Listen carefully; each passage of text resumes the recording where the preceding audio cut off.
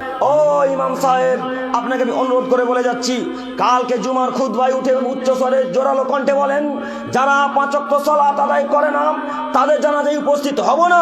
যারা 5 ওয়াক্ত সালাত আদায় করে না তাদের জানাজায় উপস্থিত হব না। যারা 5 ওয়াক্ত সালাত আদায় করে না তাদের জানাজায় উপস্থিত হব না। আমাকে চাঁদপুরে রাখতে হলে রাখেন, না রাখতে হলে না রাখেন।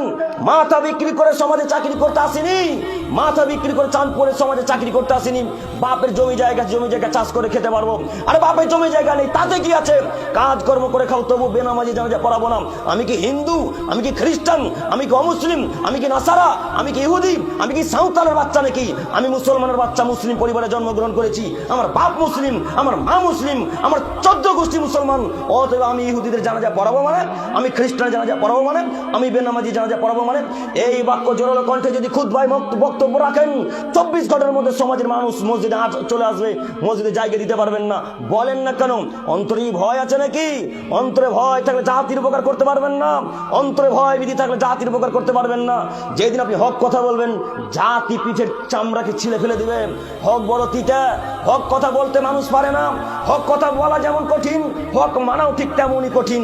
হক কথা বলা যেমন কঠিন, হক মানাও ঠিক তেমনই কঠিন। কই সর্দার সাহেব বলতে পারলেন না, যারা 5 ওয়াক্ত সালাত আদায় করে না তাদের জানাজায় আমাদের ইমামও যাবে না, আমাদের সভাপতি যাবে না, আমাদের ক্যাশিয়ার যাবে না, আমাদের গ্রামে কোনো মানুষ যাবে না। সর্দারকে বলতে হবে, ইমাম সাহেবকে বলতে হবে, মাথা বিক্রি করে সমাজে চাকরি করতে আসিনি, মাথা বিক্রি করে সমাজে চাকরি করতে আসিনি। পৃথিবী সৃষ্টির 50,000 বছর পূর্বে মহান আল্লাহ তাআলা মানুষের ভাগ্য লিখেছেন।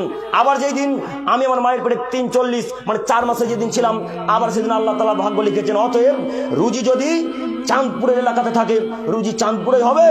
আর রুজি যদি চাঁদপুরে না থাকে, সারা চাঁদপুরের মানুষ, সারা চুয়াপুকুরের মানুষ, হরিপুরের মানুষ, সারা পৃথিবীর মানুষ যদি ইমাম সাহেবের রুজির ব্যবস্থা করে দিতে চায়, চাঁদপুরে কেউ করে দিতে পারবে?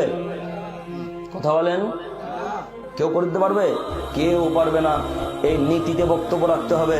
এখন যদি আপনি মনে করেন বক্তব্য ভয় করে বক্তব্য রাখেন, যে বক্তব্য রাখলে তো আমার ইমাম ভাতাও যাবে, আমার সব কিছুই যাবে, তাহলে জাতির উপকার হবে না। অন্তরে ভয় ভীতি থাকবে না যার, সেই জাতির উপকার করতে পারে।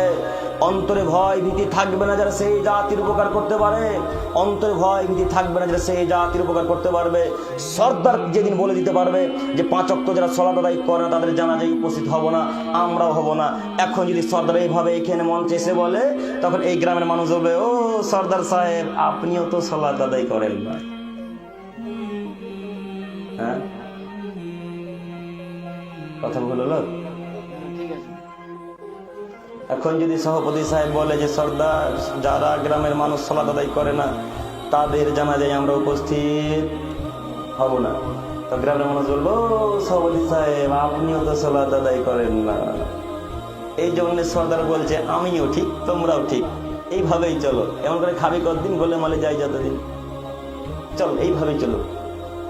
আর ইমাম সাহেব তো ভয়ে বলে না, চাকরি চলে যাবে, ইমাম ভাতাটাও কেটে দেবে। এরা এত বদ মানুষ, এরা এত বদ মানুষ, অশিক্ষিত মানুষ, ইমাম ভাতাটাও কেটে দেবে। এই জন্য আপনাকে বলেছিলাম, যারা সমাজের অশিক্ষিত বেহায়া তাদেরকে সর্দার করিয়েন না। এই জন্য আপনাকে বলেছিলাম, যারা সমাজের অশিক্ষিত মানুষ তাদেরকে সর্দার করিয়েন না। করলেন কেন? ওই যে রাসূলের বাণী মুখস্থ নেই, ওই যে রাসূলের বাণী মনে নেই।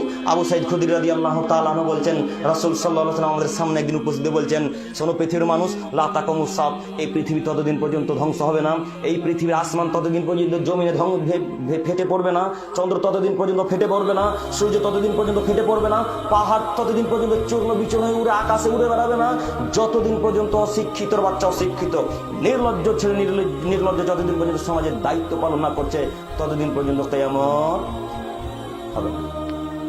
দেখেন সমাজের দিকে ঘুরে দেখেন, শুধু চাঁদপুর কেন, সারা পৃথিবীর যেখানে যারা দায়িত্ব পালন করছে, 1999টা সর্দারের মুখে দাঁড়িয়ে নেই। আবার সর্দার সাহেব, এত লোক বসে আছে, প্রায় মানুষের মুখে দাঁড়িয়ে, ওই তো যুবক ভাইটার মুখে দাঁড়িয়ে, ও তোর মুখে দাঁড়িয়ে, কত লোকের মুখে দাঁড়িয়ে, কারোর চোখে ধরেনি। ও আব্দুল করিম সাহেব বলছেন কি, এদের দাঁড়িয়ে আছে তো কি হয়েছে, এদের যে টাকা নেই, ওর যে টাকা আছে ওকে দায়িত্ব দিতে হবে, তাই না? কথা বলে না গো, ভয় লাগছে আপনাদেরকে? চেয়ারে যে আমি আছি গো, চেয়ারে কে বসে আছে?